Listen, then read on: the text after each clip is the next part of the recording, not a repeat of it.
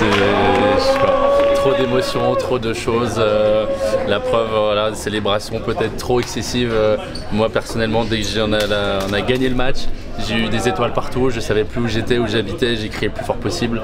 J'ai repensé à la petite célébration qu'on s'était dit, mais c'était trop tard.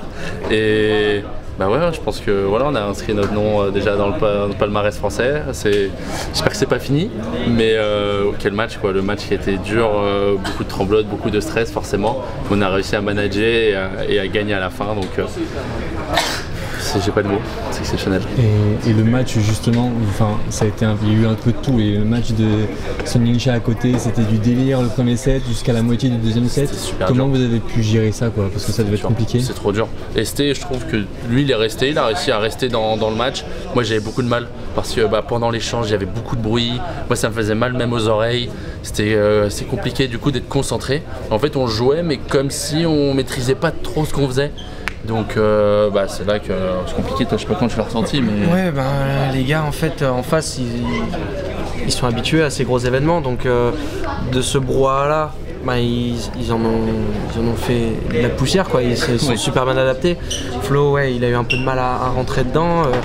Moi je trouve que je fais un bon début de match et j'essaie vraiment d'envoyer Flo, de le mettre sur la lignée, de mettre Flo sur la lignée parce que je me sentais plutôt bien. Donc voilà, Flo je pense qu'il a su prendre l'élan au milieu du deuxième où on met un peu le Bronx à Ionescu à le bloquer dans son revers et Flo lui prend confiance avec son contre et je pense que ça le lance dans le match. Et non ça a été super et après c'est le calme plat donc c'est nous deux contre deux et patte à la baguette comme j'ai envie de dire donc non ça a été de mieux en mieux. Des émotions de ouf. Moi, en début de compète, j'ai ma grand-mère qui a été hospitalisée, donc c'était assez dur. Elle n'est pas vraiment au top, donc assez chaud. J'espère qu'elle va bien, qu'elle a pu voir ce match-là. Et c'était dur. J'ai laissé le genou. J'ai célébré, j'ai laissé le genou. Mais bon, c'est top. Comme il a dit, on a inscrit notre nom dans le palmarès du ping français, donc c'est exceptionnel. C'est sûr. Et tu vas raconter ce qui s'est passé du coup, sur la fin du match. Je me suis mis à genoux et quand ma fesse a touché le talon du genou, j'ai senti que ça a claqué, ça n'a pas fait de bruit. J'ai senti que ça s'est bloqué un peu.